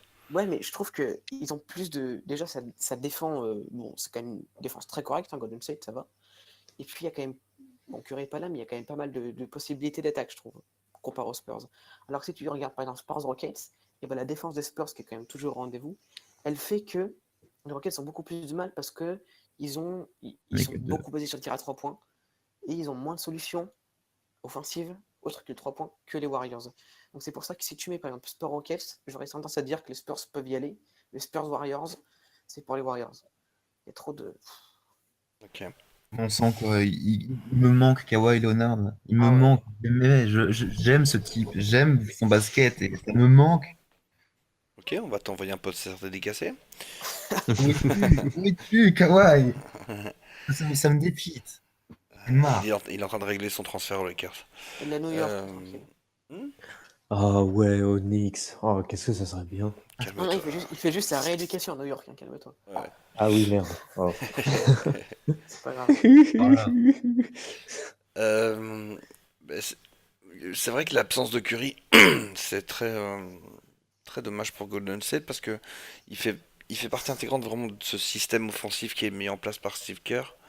Et c'est une vraie tuile pour eux, je pense, de pas jouer avec Curry. D'abord pour ses pourcentages, hein, c'est clair. Et puis pour le spacing qu'il crée pour Durant aussi. Parce que effectivement Durant a un très bon shoot à 3 points au extérieur ou à mid-range, ce que tu veux. Mais c'est quand même plus simple pour lui d'évoluer quand Curry est autour. Klay Thompson, il va peut-être pas devoir se concentrer sur la défense comme sur d'autres séries, mais il va falloir qu'il mette à 3 points. Et ben voilà, lui aussi, il n'est pas à l'abri de se manquer. Alors, pas surtout d'une série, mais quand même, il peut se manquer sur deux trois matchs. Green en attaque, c'est pas vraiment une option extrêmement viable, surtout en face quand tu as une défense assez serrée et efficace comme les Spurs. T'as quand même Aldridge qui est sur une très bonne saison, qui aura certainement envie de confirmer en PO. Rudiger qui est pas vilain. T'as Pogazol qui sort du banc qui est toujours capable de faire un truc ou deux. Bref, sur le secteur intérieur, quand même, je trouve que les Spurs ont un coup à faire. De là à gagner une série, je pense pas. On va mettre. Allez, on va mettre 4-3 pour les Oh, Warriors. ah, t'es chaud là. Oh, Là, Ouais. franchement, Alors là, Moi, je veux du j'espère sang, que je veux c'était du sang. playoff, hein. Je veux Valentin, J'espère que c'était playoff qui vont arriver parce que ça va être épique si c'est le Valentin va être très content d'écouter ce podcast. Ouais, mais écoute, je te le dis, pour moi, à l'intérieur, les Spurs ont la main. Parce que tu me dis que Oui, Green c'est va clair. défendre sur Aldridge. Si c'est le cas, Non, non, Aldridge, mais il peut en mettre 40-50. c'est ça, Aldridge, c'est ce que j'ai dit, Aldridge, Déjà, un c'est. défenseur c'est- normal sur Aldridge, pour choper son tir quand il le met en cloche, là, c'est déjà une galère. Mm. Vraiment, Bah, c'est même une Anthony galère. Davis, il n'y arrivait pas, quoi. Donc, Ouais, c'est ça. ouais, De c'est l'autre très compliqué. côté, Rudiger, s'il se retrouve en opposition avec Green, ça peut être un truc qui s'annule à peu près, mais ça va quand même faire chier Green parce que je pense pas qu'il ait l'avantage de la taille. Il va devoir en plus mener l'équipe à la voix aussi parce qu'on sait que c'est lui les bourses de Golden State. Tu n'as pas de solution de 3 points facile en transition avec Curry. Donc mine de rien, ben, ça change un petit peu ta façon d'attaquer côté Golden State. Alors, en défense, c'est sûr que la présence ou pas de Curry, ça change pas grand-chose, mais sur un duel de défense et d'échecs, Ouh, etc. attends, l'apport défensif de Curry, il est pas nul non plus, hein. J'ai pas dit qu'il était nul, mais ça change pas grand-chose. Voilà, mais- Il y a aussi ce qui attaque en Ouais, face. Ce qui attaque en oui, face, ça représente pas grand-chose, donc forcément, ça ok, change pas sur ce grand-chose. plan-là, d'accord, oui. Ah, mais même si tu mets un gros score en face de lui, c'est pas non plus la folie Curry en défense, hein. Ça va, Ils, ça va, mais c'est pas sa spécialité, quoi. Tu vois, bon. Mm. Ok. Donc, ouais, deux grosses défenses, enfin deux bonnes défenses qui s'affrontent. Ouais, un petit peu plus d'armes offensives quand même. Enfin, non, beaucoup plus d'armes offensives côté Golden State, mais qui peuvent être vraiment gênées par la défense des Spurs. Euh, Même si c'est deux grands coachs, je laisse toujours la prérogative à Pop. Faut arrêter de déconner. Bah, bien sûr. Kerr, il a aussi les sous-joueurs qu'il a, hein, malgré ses qualités. Il faut pas oublier ça quand on calcule son histoire. Alors effectivement, pas Kawhi, ça aurait été bien. Je crois que si Kawhi avait été là, j'aurais mis 4-3 pour les Spurs. Ah oui, très clairement. Là, Oula, ah Ah ouais. bah moi, parce que le j'aurais mis mec, les tu le Spurs colles gagnants sur aussi. Durant en face. Bah, il Rappelez-vous la défend, série il l'année attaque. passée avant que Ouais, Zaza c'est vrai. Pachulia lui casse la Ouais. gueule. Hein. Ouais, j'ai pas fait Ouais. exprès. Ah, t'as raison. Euh, moi non plus. Je vais sous les gens, ça m'arrive souvent. Dès que je les vois sauter, hop, je me mets en dessous. Oh, j'ai pas fait exprès. Euh, Ouais, 4-3. 4-3. 4-3 Warriors. Mais tu, Moi, tu je verrais bien, parlais moi, de personnellement, ça me l'opposition. déplairait pas, mais j'y crois pas trop. En Mais... fait, effectivement, va falloir un petit peu de temps pour qu'ils chauffent. Et c'est la pire match-up pour te mettre en jambe. C'est les Spurs, Ah oui, parce qu'ils ça vont te c'est clair. casser tout ce que tu fais, tout ce que tu entreprends, C'est ils vont tout te lent. fracasser. Donc du Par coup, contre, Golden State, en battant enfin, on suppose qu'ils vont quand même passer les Spurs. ouais. Du coup, après, ils seront bien rodés, hein. Là, ils Ah seront oui, dans une pense bonne que ça, niveau dynamique. avoir une défense de merde sur la gueule, oui, ils vont être rodés, ouais. Effectivement. Les mecs qui vont les prendre, par exemple, au tour d'après, je les plains. Tu vois? Pour moi, c'est pas censé de être les mais ça va être Pélicans. compliqué. Voilà. Hein. Mais Donc, je continue dans la petite anecdote, puisqu'on parlait de l'opposition entre Kerr et Popovich et par rapport à ce que j'avais dit. Steve Kerr a d'ailleurs deux des titres de Steve Kerr ont été gagnés sous les ordres de Popovich, mm, Ça puisqu'il était rajeunit pas trop joueur aux tout ça. Spurs. ouais, bien sûr. Non, il connaît bien la maison, il connaît bien la façon de faire du gars. Ils se sont affrontés en série régulière, donc oui, à voir. Mais je te dis, pour se remettre en jambes euh, après la fin de saison que t'as faite, prendre les Spurs derrière, c'est le pire. C'est le Mm. pire. Et c'est pour ça que je te dis, Va falloir prendre la confiance très vite, quoi. ouais, ouais, c'est clair.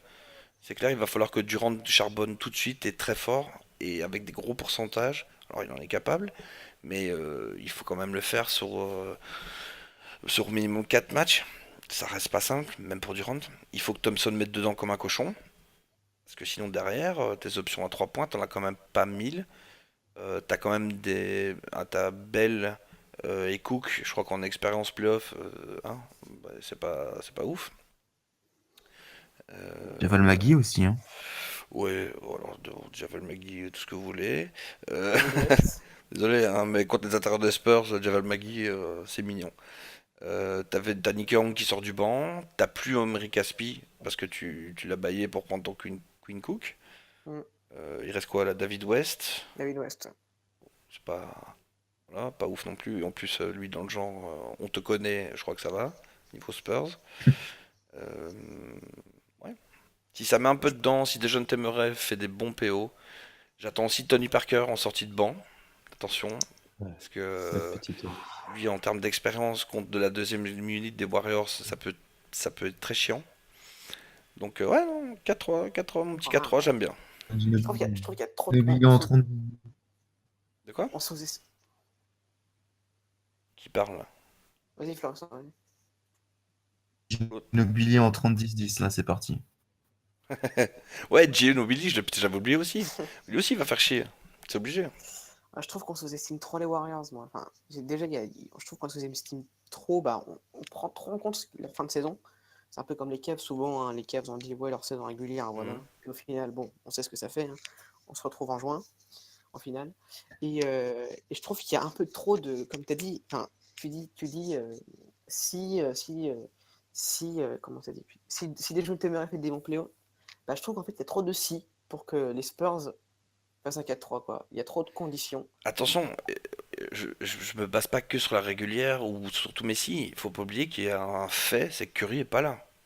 Ah oui, non, mais ça, c'est clair. Et ça joue beaucoup quand tu vois les Ça joue systèmes beaucoup. d'animation offensive des Warriors.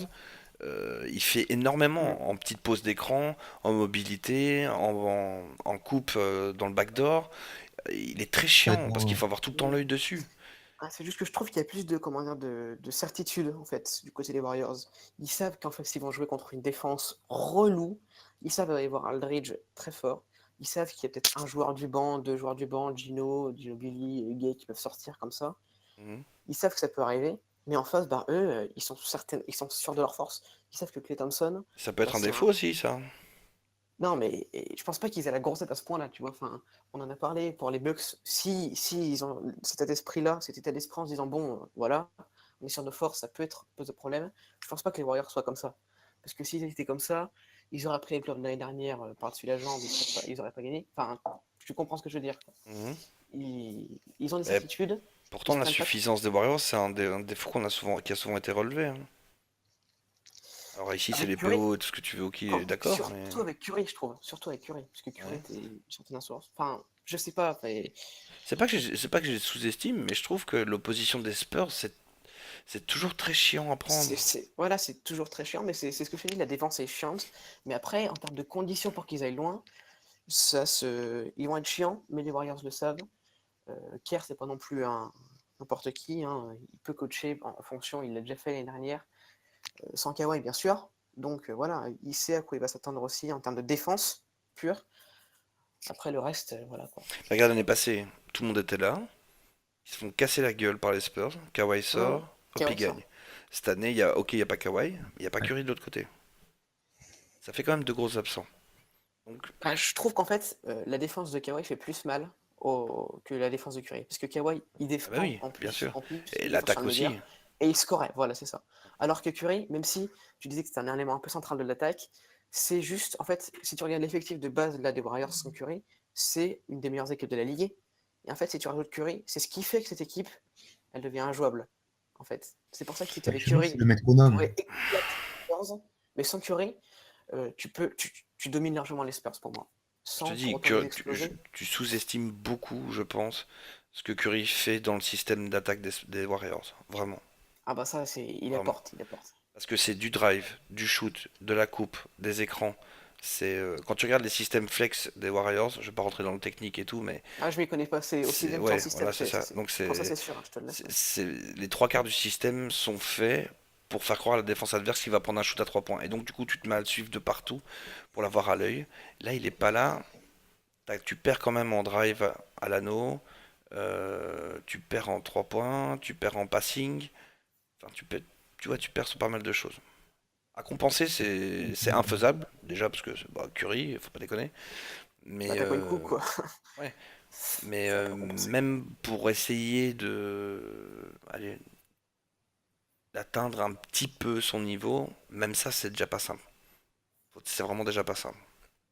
À voir. Mine de rien, cette série, elle Je mets Warriors gagnant, de toute peut être façon, au belle, hein. final, hein. Donc c'est quand même eux qui remportent le truc, parce que, bah, évidemment, ils ont plus de solutions offensives.